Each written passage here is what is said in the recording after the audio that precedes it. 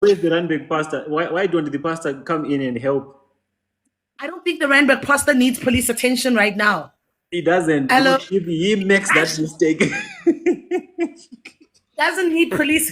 He doesn't need police attention right now. The Randburg pastor does not need police attention. So this girl, then I hear, I'm very well, thank you very much. when you're smiling, it's like you have some gist for years. No, man. Remember the last TikTok video we did, and then you Mm, subsequently put it on YouTube, wherever you put it, right?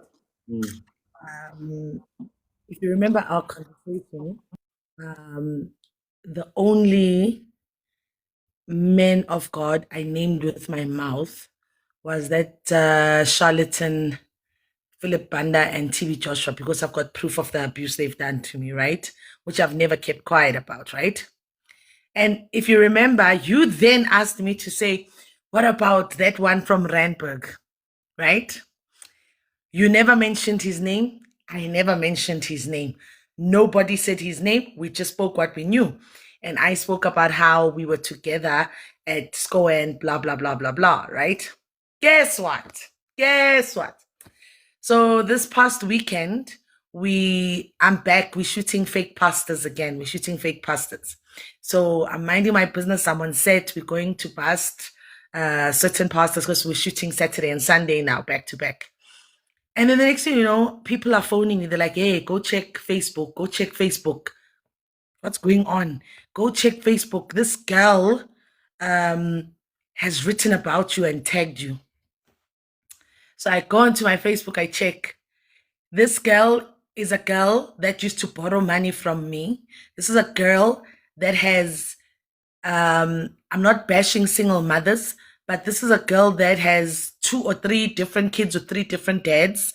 This is a girl that, if you date her, she moves in with you, she stays with you. Like, she's basically a house hopper, if you want to call it like that. But long and short of it, this girl then writes about me because now she's in a high position of the church of in Randburg. She's in that guy's church, and she's in a high-ranking position in that guy's church. And then she writes about,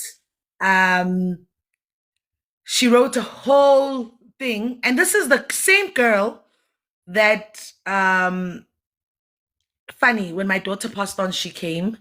And when we started the Diary of a Grieving Mother for mothers who've lost children, she was a part of it, but we subsequently decided to say she can no longer be a part of it because she was secretly, we had a WhatsApp group for Diary of a Grieving Mother. So she was secretly borrowing money from everybody in that group. But anyways, long story cut short. So she writes about these are the end times. People will go as far as speaking derogatory things against our men of God. And she says, when we talk about their prostitution and promiscuity, they will want to fast do podcasts and documentaries with people who are used by the dark world to want to bring our men of God down. And then she tags me. She says, in this day and age, we talk of Sihle Sibisi, the biggest harlot, the biggest promiscuous one, who now is out there wanting to bash you, men of God. Don't worry, men of God, her days are numbered, and blah, blah, blah, God, men of God. Like, basically paraphrasing what she writes, right? And then I'm like, I still have this girl's number. So I send her a text. I said, oh, so I see defamation of character and cyberbullying, defamation of character is a prosecutable crime in our country. And then I texted one of her baby daddies. I said, please make sure you collect your child from this woman, because when I'm done at work, I'm going to open a case against her, and she will be, they're possibly going to take her child, and your child will need refuge somewhere.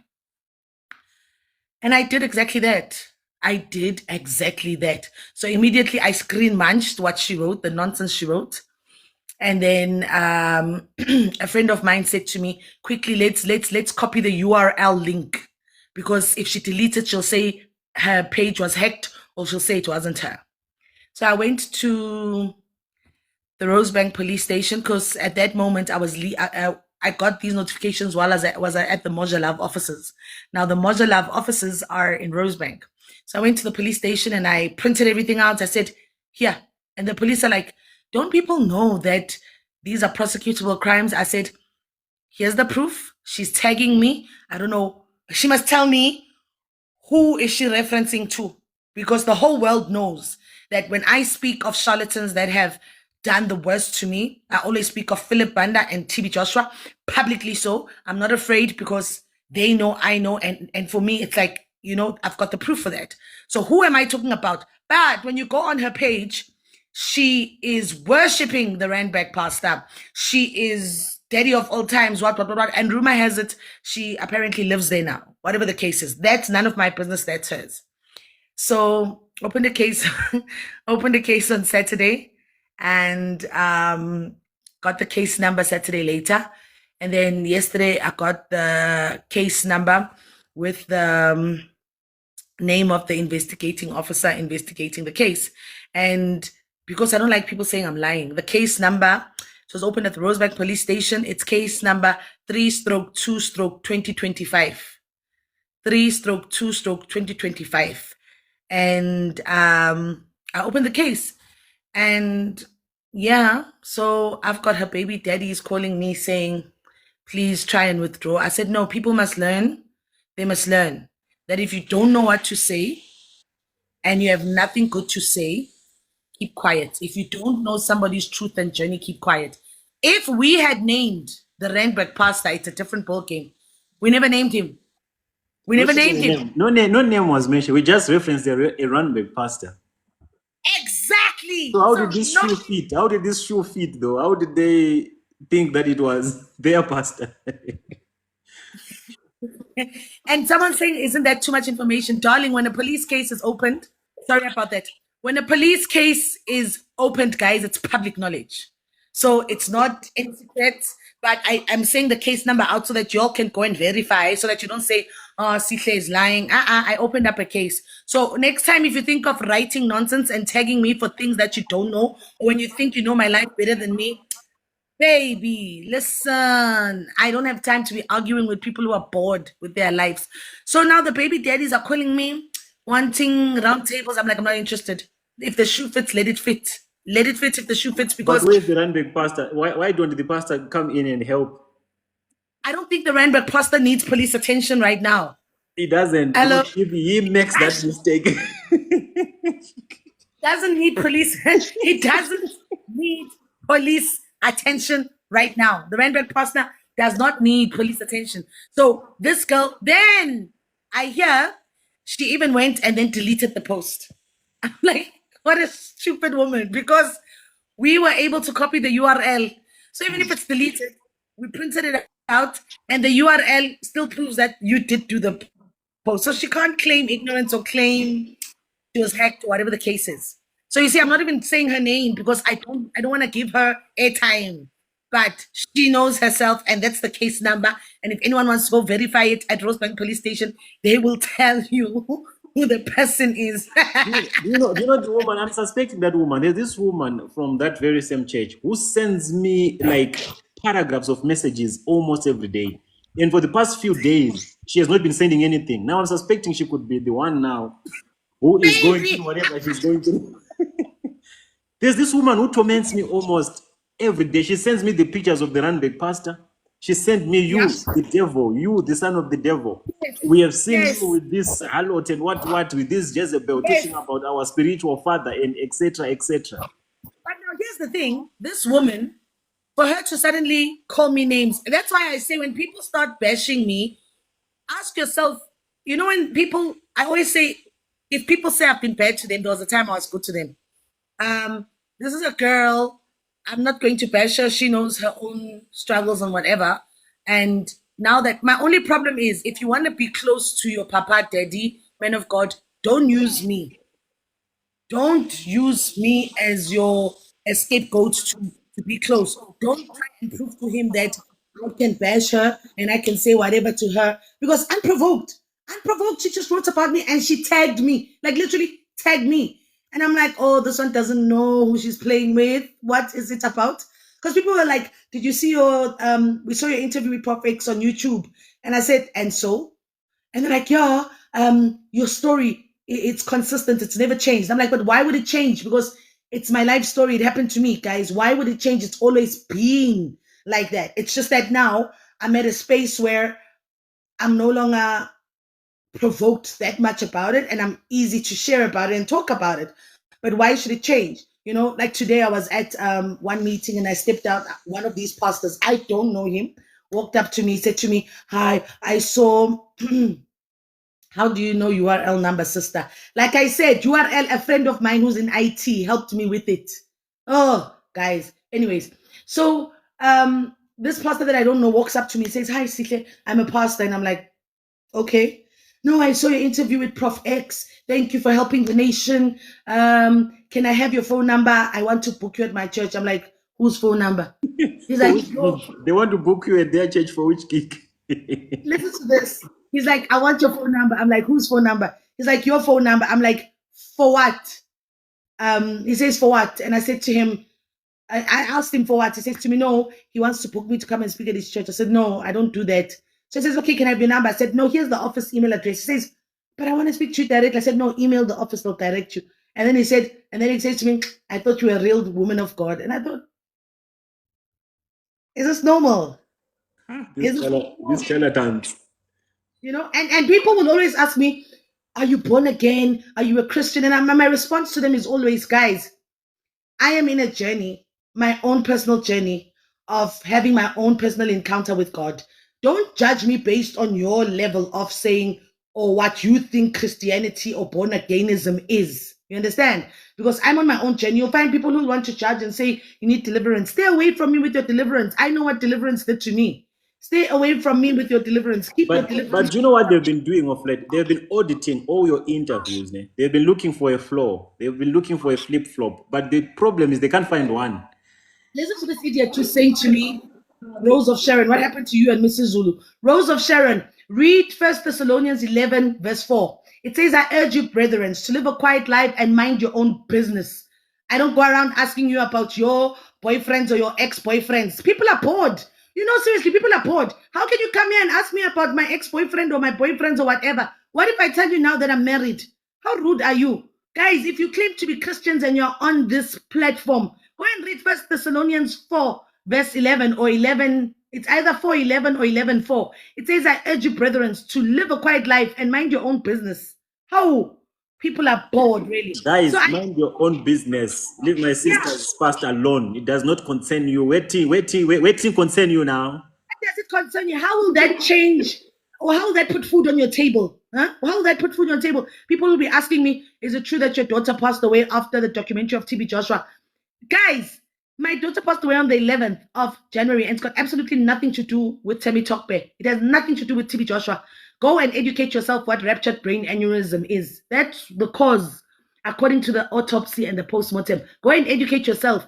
But again, if you're going to believe whatever you want to believe, oh, daddy's child, I don't blame you. Your picture is still buried there in Nigeria. I don't blame you. Believe what you want to believe. I've got no time for such people, actually. And you know, people will, they go around and then they say, "Ah, Sihle, all these years you can't be lying. You've been saying the same thing." I'm like, do you really think I'm bored? Do you really think I just wake up and create stories? Do you really, really think? I mean, I started talking about this since 2012, from long time. And I always say to people at that time, I was even afraid to mention Philip Bander's name. I used to call him Mr. Bean. I used to say, "This is what Mr. Bean did to us at the mission house." I was afraid to talk about it. I've been saying it all my life. So whoever's new here, yeah, like whoever's new here, if it's the first time you meet Sihle Sibisi and you want to judge whatever, if it's gonna put food on your table, do it. Because I don't want you to die of hunger because I said don't judge me. Period. You know? Like I really, really just don't care. I'm at that point of just write nonsense about me and you want to troll me. Don't worry. I won't retaliate. You'll just get a call from the popos. That is all. And then you'll go and explain to the popos to say, "Okay, you wrote this. Why?" And then you'll say, "No, she was talking about my Randburg pastor." "Okay, let's look at the footage. Did she mention a name?" "No, she didn't." "So what's the issue?" Hmm? What's the issue? And in that video, there's not even a single name that was called upon. If people commented with the name of a Randburg pastor, it does not really mean it's the one we were referring to. We never said nothing, and I said, um, she is so dumb or uneducated because trust me, the Randburg pastor does not need police attention right now. He does not need police attention. So she's bring it onto her. Now, but I would want to advise though the spiritual sons of the Randburg pastor, please don't bring smoke to your father. It's not he has not yet tested the South African money. Allow him to have a very peaceful life. Let him do whatever that he's doing in peace. If you keep provoking, corners that you shouldn't provoke, we won't come after you. Some of us will go after the head of the snake. Exactly. And in no time you hear that someone is running away. Someone is nowhere to be found. You see, South Africa is not like Nigeria where you can get away with anything. Yeah, it's only a matter of time and the right phone calls. And things Exactly. about you will be discovered that should have just been left alone. Why am I and gosh, But anyways, that's what I wanted to update you on tonight. That is all that I'm saying tonight. But people might throw you in whatever way that they may, but you have literally come a very long way. This woman has been fought left, right, and center, and people have tried by all means to discredit her entire testimony simply because they found it necessary to do so. But still, it was going to be reasonable if they could say, okay, listen, in 2020 you said this, in 2015 you said this, in 2024 you are saying this, so your story might be doctored. But they are coming to attack your persona. Once people start attacking your persona and your character and try to come up with all these allegations and that are not based on the things that you have said, then you must know they're just fishing, they're just taking chances. Because you know what you find? You find people who start attacking, for example, I always use the reference of my daughter now. People will say, yeah, that's why her daughter passed on. And I think you people you need to go to a mental rehab. You are mentally retarded. I think also having a strong base, like my family is very strong, supportive, and I'm still on medication, Prof X. I don't hide that. I'm on anxiety meds. I'm on medication for my mental health. Losing a child is not easy. But the fact that I chose to focus, and my psychiatrist was the one who said to me, focus on the diagnosis. What took your child out of this world?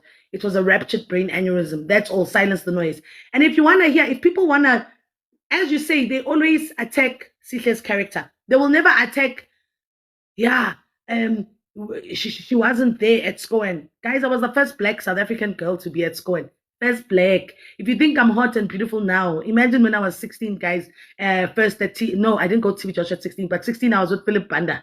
So you can imagine at that time. You understand? So people want to character assassinate me or whatever, and trust me, I've grown a thick skin. I don't care. For me, it's about those who hear, they hear. Those who choose to not hear, I understand your picture's still buried there.